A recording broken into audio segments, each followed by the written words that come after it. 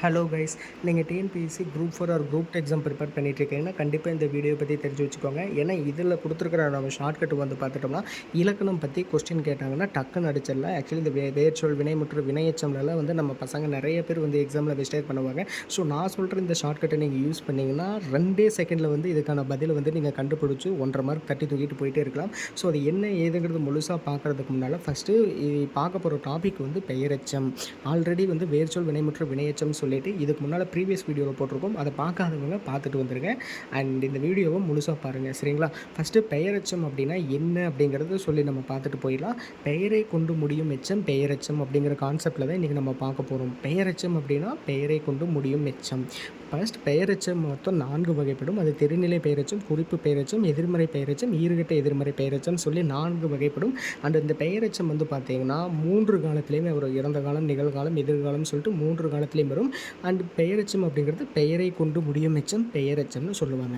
உங்களுக்கு இந்த பெயரை கொண்டு முடியும் எச்சம்னால கண்டுபிடிக்க முடியாது அப்படின்னா வேர்டோட ஒரு கொஸ்டின் கேட்குறாங்கன்னா அந்த கொஸ்டினில் லாஸ்ட் லெட்டர் வந்து ஆ, யா, அப்படின்னு சொல்லி முடிஞ்சு அப்படின்னா அது வந்து பெயரெச்சம்னு சொல்லி ஈஸியாக கண்டுபிடிச்சிடலாம். ஃபார் எக்ஸாம்பிள் இங்கே பார்த்தீங்கன்னாலே தெரியும், கொடுத்த அப்படிங்கிற சொல்லோட லாஸ்ட் லெட்டர் கொடுத்த சொல்லி பாருங்கள். லாஸ்ட்டில் ஆளு முடிதா, ஓடிய லாஸ்ட்டில் எடுத்து யாழு முடிதா, அறிந்த லாஸ்ட் எழுத்து ஆளு முடிதா, பேசிய லாஸ்ட் எழுத்து யாழு முடிதா, இந்த மாதிரி லாஸ்ட் எழுத்து ஆ, யா, அப்படின்னு சொல்லி முடிஞ்சுனாலே அது வந்து பெயரெச்சம் அப்படின்னு சொல்லிட்டு நீங்கள் புரிஞ்சுக்கலாம். இப்போ பார்த்தீங்கன்னாலே தெரியும், கற்ற, பிழைத்த, ஏந்திய, ஓதிய அப்படின்னு சொல்லிட்டு நிறைய வேர்ட்ஸ் வந்து யா அல்லது ஆ அப்படின்ற சொல்கிற வேர்ட்ஸில் முடியுதா. ஸோ அது வந்து பெயரெச்சம்னு சொல்லி ஈஸியாக ஞாபகம் வச்சுக்கோங்க.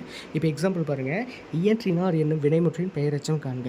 மெயினாக வந்து ஒரு ஷார்ட்கட் என்னென்னா, இயற்றினார் அப்படின்னா பெயரெச்சம்னு கேட்குறாங்களா, இதில் வந்து எது வந்து வினைமுற்று முடிஞ்சிருக்குது அண்ட் அதே மாதிரி இதுக்கு அடுத்து வந்து எந்த வேர்டுக்கு வந்து நம்ம ஆப்ஷன் போட முடியும், ஒரு வேர்டு ஆட் பண்ண முடியும்னு பாருங்கள்.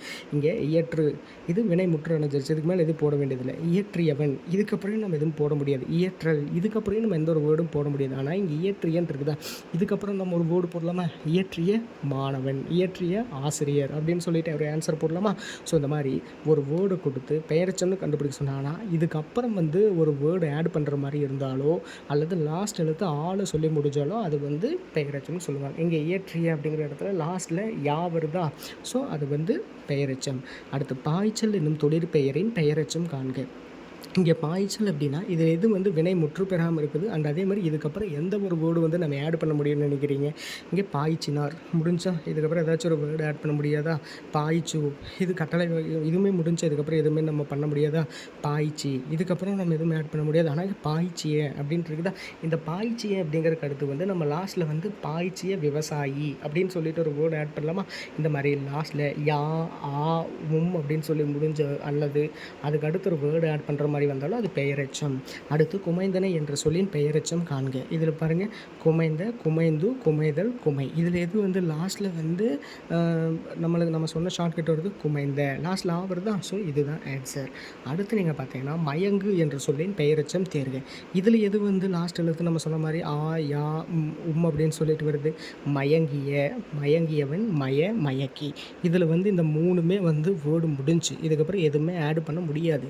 மயங்கியவன் இதுக்கப்புறம் ஒரு வேர்டு ஆட் பண்ண முடியாதா, இது வந்து ஒரு வேர்ச்சொல். வேர்ச்சொலை பற்றி தெரியாதவங்க தயவு செஞ்சு இதுக்கு முன்னால் போட்டிருக்க வேர்ச்சொல் ஷார்ட்கட் வீடியோவையும் பார்த்துட்டு வந்திருக்கேன். ஸோ ரொம்ப யூஸ்ஃபுல்லாக இருக்கும். மயக்கி இதுக்கப்புறம் ஒரு வேர்டு ஆட் பண்ண முடியும். ஆனால் இங்கே மயங்கிய அப்படின்னு சொல்லிட்டு ஒரு வேர்டு அதுக்கடுத்து ஆட் பண்ண முடியும். அண்ட் அதே மாதிரி லாஸ்ட்டில் வந்து பார்த்திங்கன்னா ஒரு வேர்டு நம்ம போடவும் முடியும். லாஸ்ட்டில் யான்னு சொல்லி வருது.